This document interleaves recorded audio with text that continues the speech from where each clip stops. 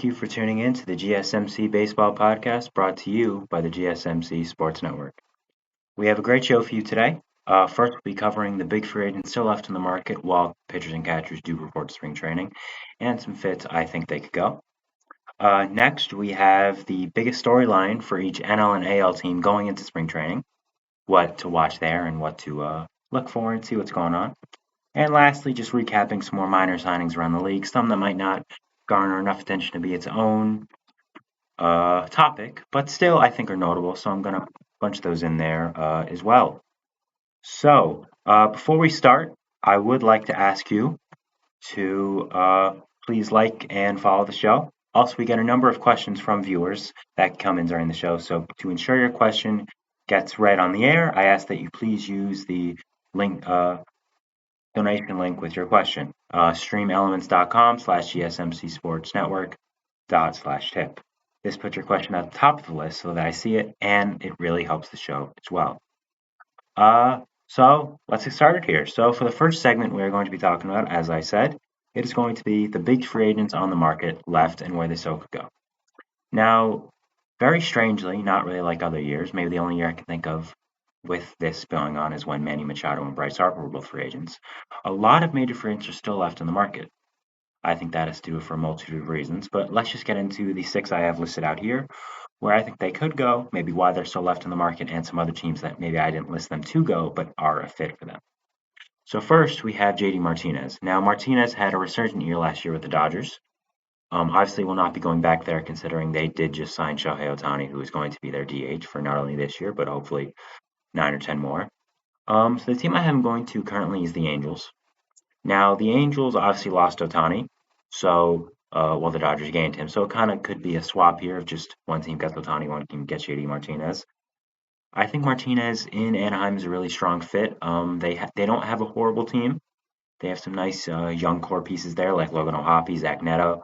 So they may see themselves as a contender, and maybe even so if they sign someone else down this list, which I'll get to very shortly.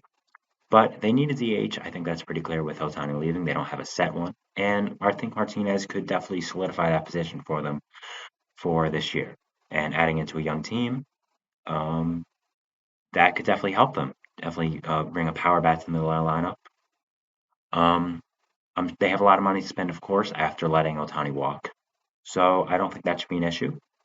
Another team I see as a fit for Martinez they don't have him signing with is the Mets. The Mets have been mentioned with him. I don't have him signing because everything we've heard from the Mets this offseason is that they want to see what Mark Vientos can do. And not just Mark Vientos, but young players. Young players like Ronnie Mauricio before he got hurt, Brett Beatty as well. I think leaving that DH spot open for one of the young players to really shine in is what they want to do, not necessarily that they want to spend on JD Martinez, even though he is still out there. It's very tempting for a team that wants to be competitive and has a lot of money always. But I think in the end, he does go to the Angels as they are more of a solid fit. And I just think it makes a lot more sense in general. Next, we have the other DH left in the market, and that is going to be Jorge Soler. Now, Jorge Soler's had a very interesting offseason. I thought he would get a lot more interest, but he's still out there. It's everything we've heard is that he's looking for a 3-year deal. We know that his old team, the Marlins, have zero interest in bringing him back, which is very interesting. But for a team to sign Jorge Soler, my apologies, I think the Giants are that team. We've heard a lot of smoke with the Giants and Soler connected in the past few weeks or so, and it makes a lot of sense. They lost Jock Peterson in free agency to the rival Diamondbacks. And I think you plug and play Soler there at DH. You get a really nice power bat in the middle of your lineup. You have money to spend, of course. You've only signed Jung-Hoo Lee this offseason. And I think he's just a really solid presence to add to that team and that lineup. Obviously, we've heard a lot connected to him there. And I think it's a really strong fit with Soler to the Bay. And I would look for it to happen. Another team I have fitting with Soler is the Angels, who I just mentioned to sign JD Martinez. Like I just said with Martinez, the Angels need a DH. Obviously, Soler is the top one available. I'd put him over Martinez simply because of age and how much longer he's going to play. So I wouldn't be surprised if he signed with the Angels. But because I have Martinez going there, I think Soler to the Bay is more likely. And that's where we've heard the rumors going around now. Next, we have Blake Snell. Now, it's not very often that you have the reigning Cy Young winner still out on the market while free agency is going on. And with Snell, there's a lot of teams that make sense for him. Teams that I fits are the Yankees, who are the only team we know of to offer him a contract. He did rebuttal it, but I assume it's still out there. So I guess if he really gets desperate, he can go to the Yankees. We know he has friends there, and Aaron Judge and other players as well. Juan Soto, his former teammate. The Giants. The Giants need a pitcher. Need to solidify their rotation a little bit, and I think Snell makes some sense. The only problem is Farhan Zaidi, who does run the Giants over there. He's not really keen on giving out big, long-term starting pitcher contracts, and he also likes guys who control the walks a little bit, which we know obviously is not Blake Snell's MO. So I think that's a little shaky, but it's still possible. The Red Sox. The Red Sox need pitching. I think we've said it all off season, and I'm going to say it again. They need pitching. Blake Snell right now is probably the best pitcher out there, so it's just a natural fit. But they don't really right now are seen as a team to spend money. So I would think that's a little iffy. I would probably say no. The Orioles. Obviously they're going for it. They just traded for Corbin Burns, probably the best rental on the market right now, and maybe they're not confident in bringing back Corbin Burns for next year. They want an ace tandem for this year as well. You bring him Blake Snell, his market's falling. You get him at a cheap price. So I think that makes sense. I'm not sure they would do it because I don't think they're going to spend that type of money, but it's a fit there, and I would look for it if things do get desperate for Snell. And we have the Phillies. The Phillies signed two players this offseason, Spencer Turnbull and Aaron Nola. One of those is re-signing. They obviously have money to spend. Dave Dombrowski, he loves his stars. They need pitching, so I think Snell to Philly is a really interesting fit. Out of all the fits of the teams I have listed here before the team we get to that I think inevitably does sign Snell, I think this one is something to really watch out for. Snell to Philly is something I think could happen, and I think it's really interesting and intriguing. Now, I have Snell signing with the team I mentioned before, for Jorge Soler, the Los Angeles Angels. Now, I'm going to say it again. They lost Shohei Ohtani. They have a lot of money to spend because of that. And the Angels have needed pitching for so long, and they still do. You bring in Snell, maybe the Angels believe in his ceiling a lot. They think, okay, you know what? He's going to have some rough seasons, some rough starts even as well. But we know if he can get to his ceiling, what we know him as being, which is a Cy Young winner 2 times now, we think the contract's worth it. So I think Moreno splurging on Snell makes a lot of sense. It's rumored that he hasn't given the green light to, but Snell's based out in SoCal near the Angels, and I think this makes a lot of sense for both the team and the player, and it's something I think will come to fruition eventually, which is why I'm predicting. Next, Jordan Montgomery. I have him going back to the Rangers. There's been some rumors that the Rangers and him haven't had contact for a little bit now. While that is true, I assume, I think in the end he does go back to Texas. It just makes too much sense. It's been rumored that he wants to go back to Texas. It's been rumored that the Rangers want him. I think it's just a matter of getting the Rangers TV deal figured out. Obviously, they did sign David Robertson a few weeks back, which maybe could be a sign that, okay, we're ready to spend money again. So I think Montgomery back to Texas is a really strong fit. I think it does happen. I think both the player and the team wants it. So I think that's inevitably what does get it done here. Other fits, Yankees. I mentioned them before. They've been rumored to want to bring back Jordan Montgomery, their old player, but I don't think he comes back. They signed Stroman. I think they're done for free agency right now, unless someone's market really does. But other than that, I don't really see them splurging on the free agent market. So I would look at it as kind of another iffy fit. The Red Sox. We've heard the Red Sox mentioned a lot with Jordan Montgomery. I think it makes sense, but I just don't know if the Red Sox are going to go to that price. He lives in Boston in the off season, which we know of. But again, I just don't think the Red Sox are going to spend that much money. I don't. And as much as it doesn't make sense, it's just if the team doesn't want to spend, it's not going to happen. The Phillies. I'm going to say the same thing as I did at Snell. They love their stars. I think Monty proved himself as a star in the World Series.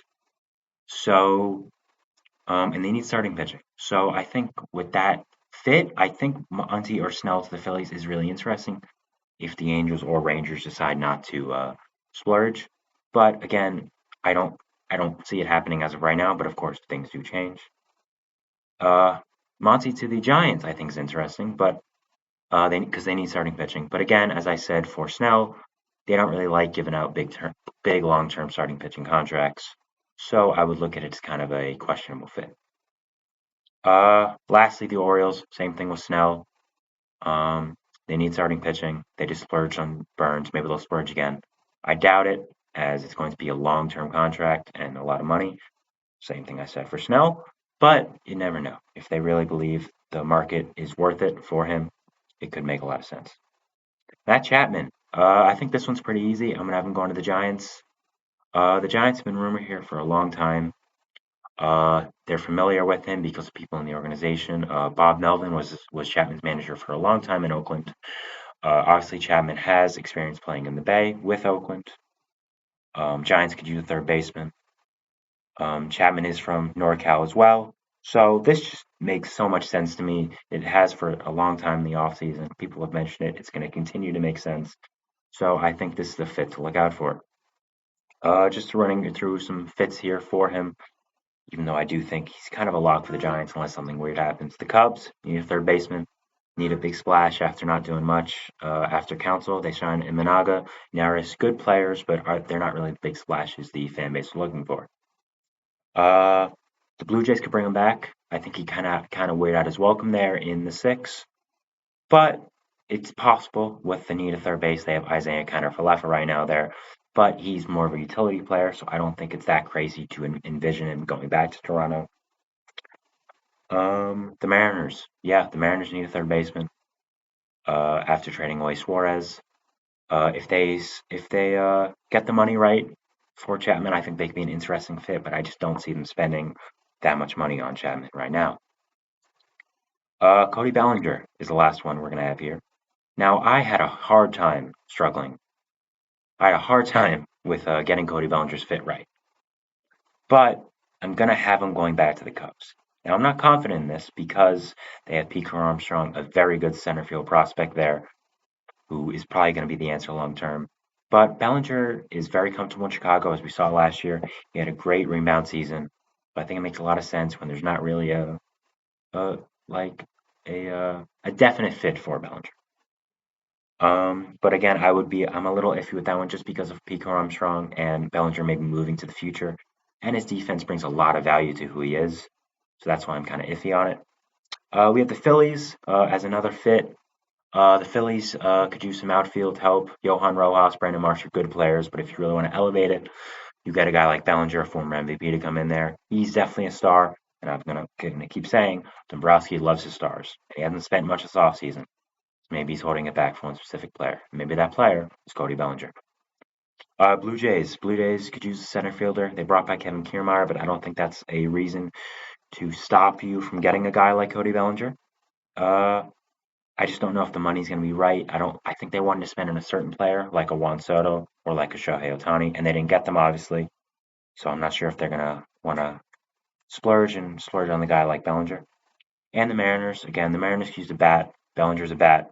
They have some money now with moving finance around. As we saw, they signed Mitch Garver, signed some other pieces as well. So I think it's a fit, but I would again have him going back to the Cubs, even though it is a questionable fit. Like these all are, I really don't know where Bellinger could go.